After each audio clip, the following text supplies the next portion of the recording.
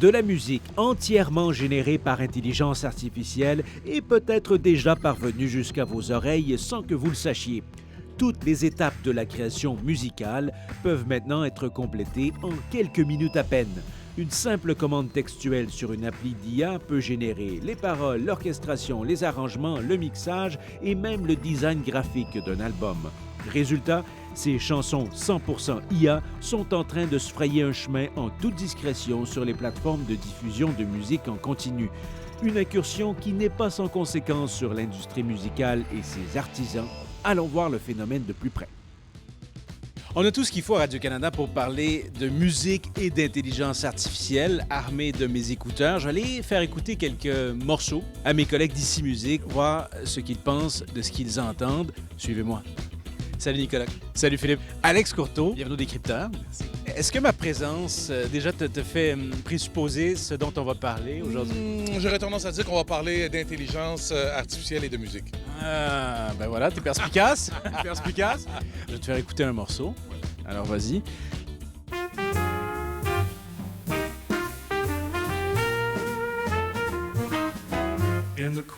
Ça chante, c'est la trompette, c'est du jazz un peu 1950. Je me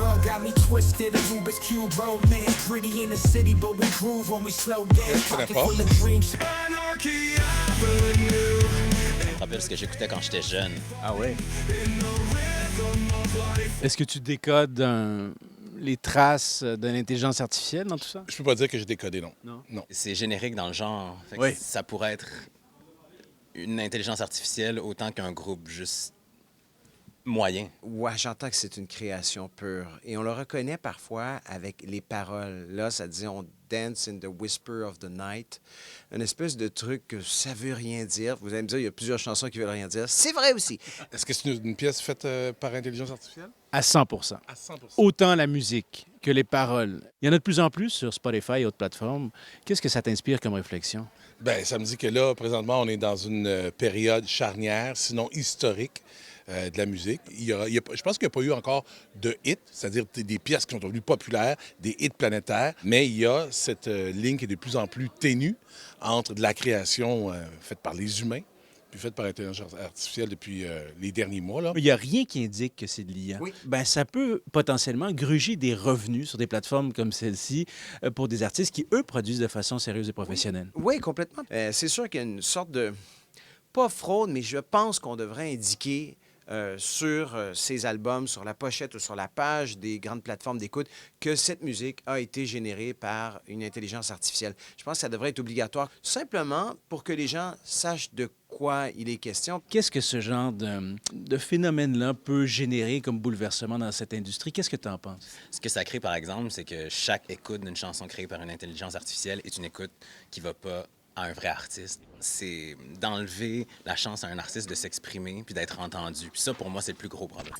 Alors, Jeff, on l'a constaté, la musique générée par intelligence artificielle, il y en a de plus en plus, mais là, ça se raffine. Le résultat est de plus en plus convaincant et c'est de plus en plus facile à faire. Au cours de la dernière année, là, on voit en effet que la musique générée par intelligence artificielle, là, de A à Z, ça commence à infecter les principales plateformes de diffusion de musique comme Spotify, Apple Music, Amazon, des choses comme ça. Il y a eu quelques reportages au cours des derniers mois là, qui montrent que des faux artistes générés par intelligence artificielle avaient des centaines de milliers d'écoutes, se retrouvaient dans les pistes de lecture automatique, par exemple sur Spotify. Et ben moi, seulement en un après-midi, j'ai pu trouver une cinquantaine de faux artistes créés par intelligence artificielle. Il y a même une personne là, sur Spotify que j'ai trouvé qui a 20 faux artistes de tous les genres musicaux, du rap, du metal, du punk, du jazz, du country. Pour tous les goûts? Pour tous les goûts. Donc, il y a vraiment une volonté de créer des chansons avec l'intelligence artificielle et de mettre ça sur les plateformes de streaming pour générer de l'argent. Il y a même toutes sortes de cours qui sont à faire, soit sur YouTube, soit sur des sites web qui promettent de vous apprendre comment générer de l'argent à l'aide de chansons créées par intelligence artificielle sur ces plateformes-là. Puis des fois, ça donne des résultats qui sont quand même assez absurdes. Donc, Là, je sens que t'en as quelques-uns à me faire écouter. juste parce que souvent, les gens vont faire générer les paroles par ChatGPT. Puis, ben, ChatGPT n'est pas super créatif, donc ça donne lieu à des clichés. Donc, dans ce cas-ci, on a un artiste country généré par intelligence artificielle Puis on voit qu'il a probablement fait générer les paroles par ChatGPT. Donc, toutes les paroles commencent avec la même phrase. Toutes les chansons commencent par là. Toutes les chansons commencent avec la même phrase. I woke up this morning, felt the chill in the air.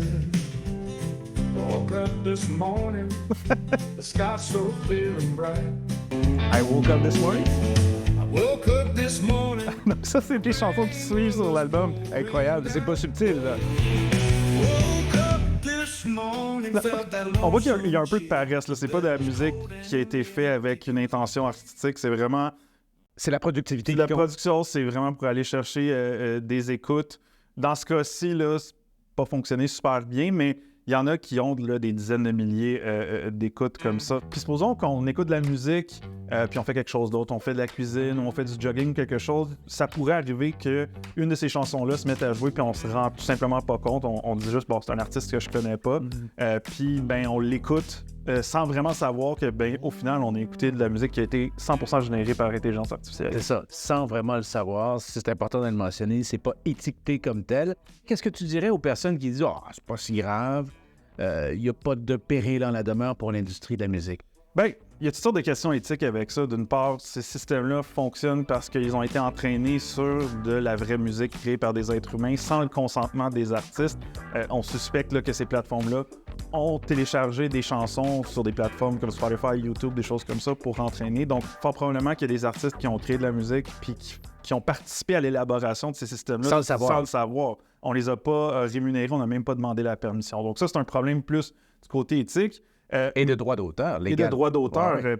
potentiellement légal. On verra ce que ça aura comme retentissement là, du côté légal. Mais il y a aussi, sur des plateformes, par exemple, comme Spotify, ça peut créer de la pollution d'une part, mais aussi ça peut aller gruger dans les revenus des artistes légitimes. Parce que Spotify, comment ça fonctionne, la rémunération, c'est qu'il y a un pool d'argent qui est divisé entre tous les artistes. Donc, Comme une tarte, là. Une tarte, supposons une tarte qui vaut 9 milliards de dollars par année.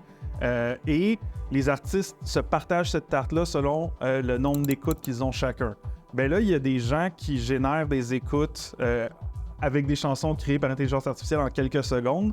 Et cela se retrouve à faire compétition à des vrais artistes qui, eux, mettent de l'effort à créer des chansons. Ça prend beaucoup de temps à créer une chanson, l'écrire, écrire les paroles, écrire la musique, l'enregistrer, mixer, masteriser. Ouais. Toutes ces étapes-là que, avec les systèmes d'intelligence artificielle, on fait ça là, en quelques secondes, quelques minutes, puis on a un album au complet qu'on peut générer quasiment à l'infini. Chose certaine, c'est que si ça continue comme ça, il va falloir qu'il y ait une sorte de politique, parce que sinon, il va y avoir des millions et des millions de nouveaux albums téléchargés à chaque jour avec ces systèmes-là. Bien entendu, l'industrie musicale suit attentivement le développement de l'intelligence artificielle. Simon Claes, vous êtes directeur de la recherche et des affaires publiques à la Disque. On va voir un peu quelle est la perspective de l'industrie musicale québécoise dans tout ça. Quels sont vos constats déjà à ce stade-ci du développement de l'intelligence artificielle? Le premier constat, c'est que comme beaucoup de monde, on s'est tous trouvés un peu dans un état de sidération. Ce qu'il faut savoir déjà là, c'est que les œuvres qui sont prises sur Internet sont faites sans autorisation des ayants droit. Sans consentement. Sans consentement. Et donc là, déjà, on a une violation du droit d'auteur parce qu'on ne peut pas reproduire une œuvre sans autorisation du consentement. Et ensuite, on en fait un usage pour lequel il n'a pas été pensé, c'est-à-dire entraîner une machine et ensuite servir à créer de nouvelles œuvres. Il ne faut pas perdre de vue que quand même sur le front légal, il y a des choses à surveiller. En ce moment, aux États-Unis, donc il y a la RIAA, qui représente les grandes entreprises du disque, qui a lancé 2 procès face à 2 entreprises, Suno et Udio, qui justement permettent de générer automatiquement de la musique ou de manière très facile, en alléguant que ces entreprises ne respectent pas le droit d'auteur. Ce qui va découler de ces procès va avoir une influence sur les prochains développements de l'intelligence artificielle, parce que si on leur dit là, vous êtes dans l'illégalité, elles vont devoir revoir leur modèle. Nous, à la Disque, on rappelle qu'il y a un équilibre à trouver, puis il y a des possibilités de dire est-ce qu'on peut mettre en place des systèmes de licence qui autorisent la manière dont utiliser la musique. Il y a une demande aussi qu'on porte qui est la transparence pour les œuvres qui sont utilisées pour l'entraînement, mais aussi on veut la transparence pour ce qui est généré par IA. Ne serait-ce que pour l'auditeur, ils ont le droit de savoir que la musique qu'ils écoutent, c'est une musique qui a été générée par l'IA. Simon Claes, merci beaucoup pour votre passage au décrypteur. Avec À une plaisir. prochaine.